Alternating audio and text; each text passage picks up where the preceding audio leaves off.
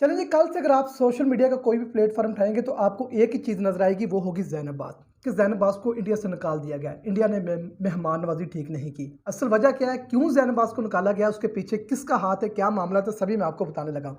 लेकिन उससे पहले अगर आप लोगों ने चैनल सब्सक्राइब और लाइक नहीं किया, जल्दी सब्सक्राइब और लाइक कीजिए और बेल आइकन पे लाज़मी प्रेस कीजिएगा। कल से सोशल मीडिया पे यही चर्चा की जा रही है कि ज़ैनब को इंडिया से निकाल दिया गया।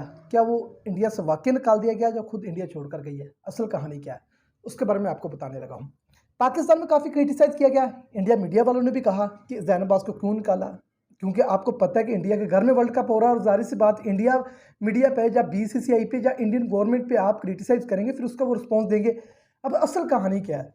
आज से 7 या 8 साल पहले ज़ैनब अब्बास ने ट्विटर अकाउंट पे कुछ हिंदू मज़हब के बारे में कुछ अल्फाज लिखे थे उनके रिलीजियस के मज़हब के ख़िलाफ़।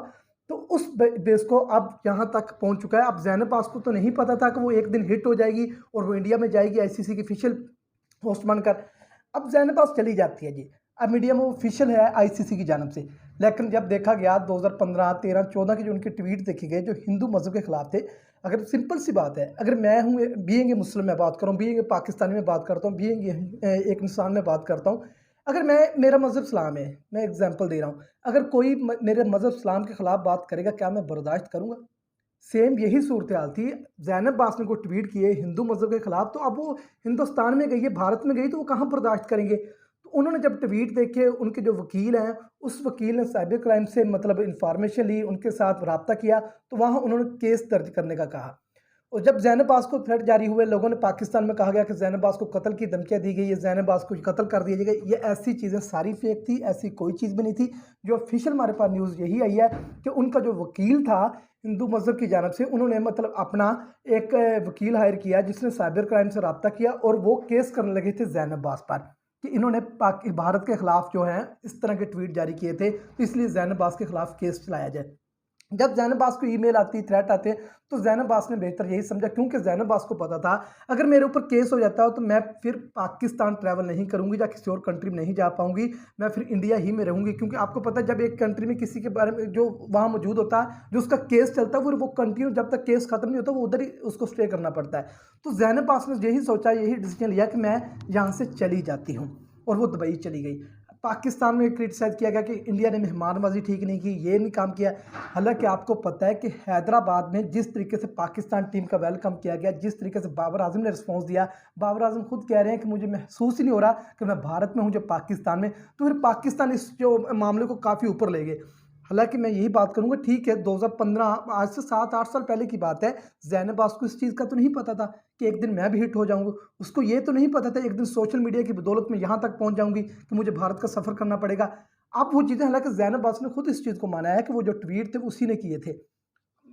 आप ये भी कह सकते हैं कि उस साल उसकी उम्र का तकाज़ा, ये कह सकते हैं उसको नहीं पता था ये, लेकिन अब माफ़ी दे देनी चाहिए। ठीक है, वो भारत के अपने कह लें कि हिंदू मज़हब की अपनी बात है, वो अगर माफ़ी देना चाहते हैं ठीक है।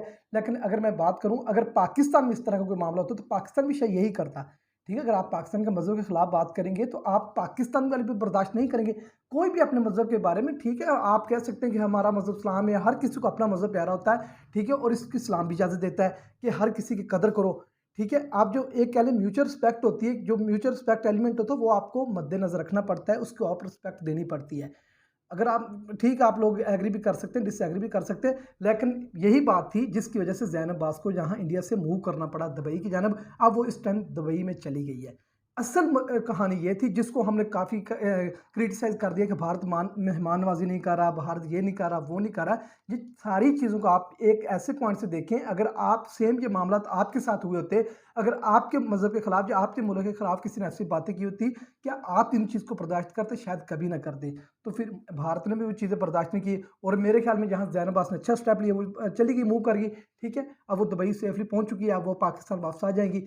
लेकिन कहीं न कहीं ये भी है कि अगर वो भारत में ये केस चल जाता, फिर उनके लिए काफ़ी मुश्किल हो जाता, फिर वो पाकिस्तान नहीं आ पाती, फिर वो दुबई नहीं जा पाती। इसलिए उसने बड़ा डिसीजन लिया कि केस होने से पहले जब उनको थ्रेट जारी कर दिए, जब उसके पास ईमेल आ गई कि आपके खिलाफ केस हो रहा, तो उसने बड़ा फैसला लिया, यही सोचा कि यहाँ से अभी निकलना ही बेहतर है, सेफली यहाँ से निकला जाए, और ज़ैनब अब्बास वहाँ से निकल गई। बाकी जो आप लोगों ने फेक खबरें फैलाई हैं, उन सब फेक खबरों से थोड़ा सा दूर ही रहिए। आपको पता है कि सोशल मीडिया में जो चीज़ें दिखाई जाती है, असल चीज़ें वो नहीं होती। बाकी बात कर लेते हैं थोड़ा सा पाकिस्तान के मैच के बारे में।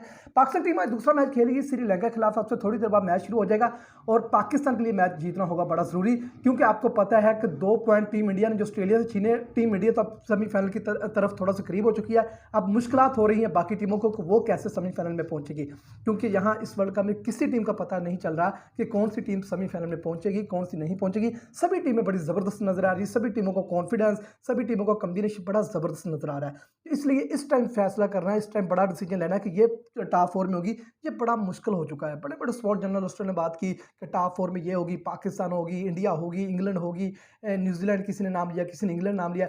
लेकिन जो इस वर्ल्ड कप की सूरत-ए-हाल चल रही है, जिस तरह फेवरेट इंग्लैंड हार चुकी है, इंडिया के बाद फेवरेट इंग्लैंड मानी जा रही थी, वो हार चुकी है। टीम ऑस्ट्रेलिया जो नंबर टॉप 4 में रखी जा रही थी, वो हार चुकी इंडिया से।